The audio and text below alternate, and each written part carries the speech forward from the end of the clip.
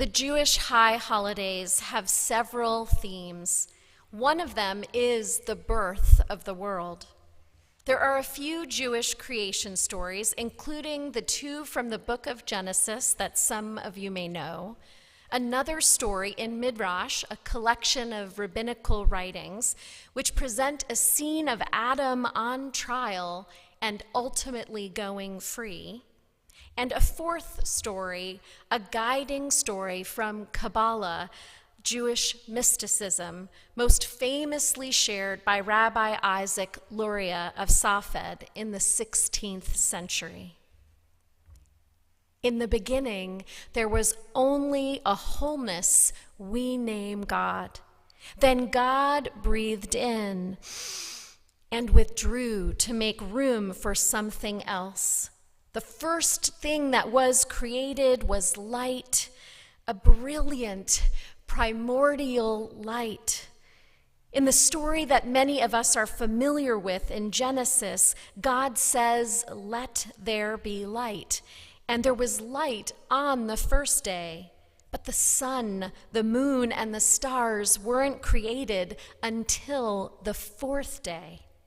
Where did that light come from? According to Kabbalah, it was God's primordial light. God filled 10 vessels with holy light and then sent them to the world. However, that light was so powerful that those vessels shattered, a different big bang, if you will, and sent shards and sparks across the universe and across our world. Some of the divine light became trapped in the shards.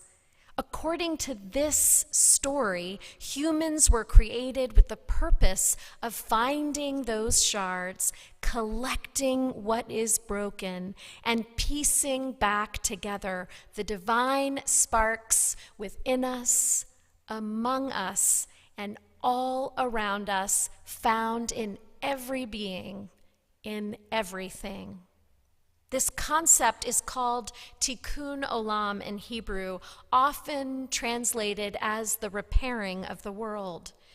But the Hebrew word tikkun also has the meaning of improve. The work is not simply to put things back the way they were, for that was a context that led to brokenness.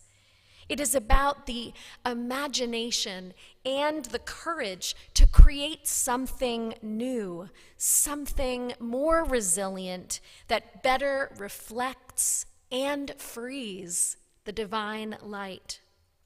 Many of us on the eve of Yom Kippur and in this time of gathering threats to our city and our democracy, and with the rise of authoritarianism around the globe, may be feeling that shatteredness, that exhaustion, that brokenness.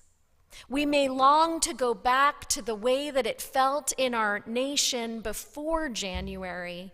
However, we must remember there we were, already amidst shards and brokenness. The further breakdown of the shards of a society built on white supremacy, extreme nationalism, exploitation of the earth, and unfettered capitalism have revealed how fragile, how flawed our healthcare, housing, education, immigration, and justice systems are and were, as well as how many people have been harmed by them. During the 10 days of awe from Rosh Hashanah to Yom Kippur, we are companioned by the sounds of the shofar, the trumpet. The broken notes that are heard at this time of year cry out like an alarm clock, calling us, "Wake up! Pay attention. Don't go back to sleep."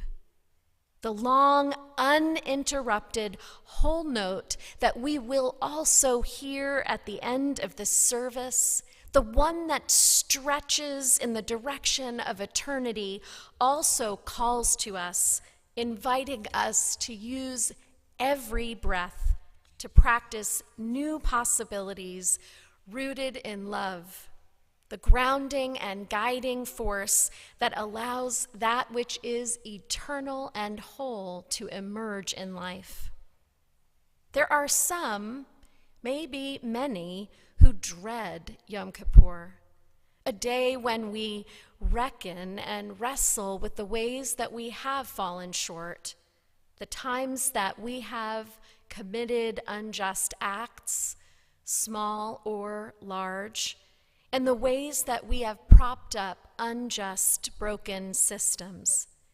However, in Judaism, this annual practice is an acknowledgement that every new year is a chance to learn and become accountable for the ways that we have harmed others, and the chance to grow, a chance to engage in the work of repair and apology, and to do better, to become someone who can heal what we once broke.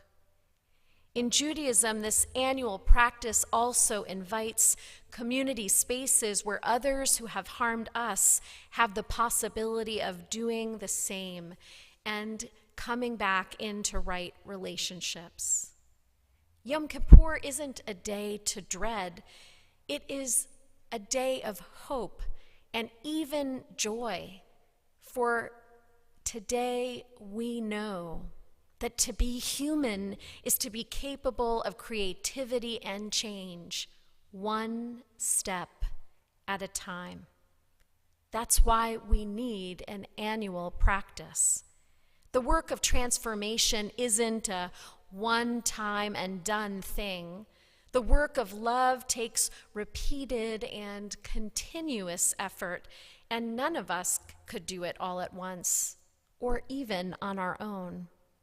As Rabbi Tarfon taught, it isn't our responsibility to finish the work of perfecting the world, but we are not free to desist from it either.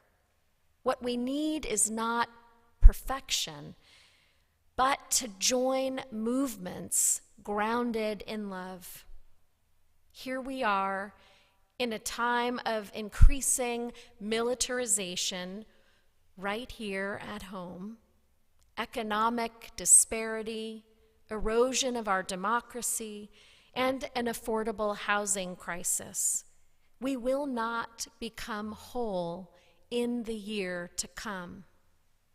What we need is to learn how to move with our neighbors in this city and in our country, to build communities of solidarity and peace building and mutual care, and to move towards that vision one step, one movement at a time. According to rabbinical teachings, Yom Kippur is the day that Moses arrives with a second set of tablets of a covenant between God and the people, and this time, one that lasts. This only happens after the people break their promises and after the possibility of that covenant seemed to be destroyed forever. Moses came down the mountain with the first set of tablets and found the people worshiping a golden calf. Then Moses, in a fit of rage, breaks those tablets, and all seems lost. These were a people who were choosing death and idolatry rather than life and what is of worth. Yet 40 days after Moses schleps back up the mountain to be with God, he comes back with what seemed impossible: newly inscribed tablets. They have another chance. This is the good news of Yom Kippur, that each year we can move closer to fulfilling our covenants with one another and with all that is holy.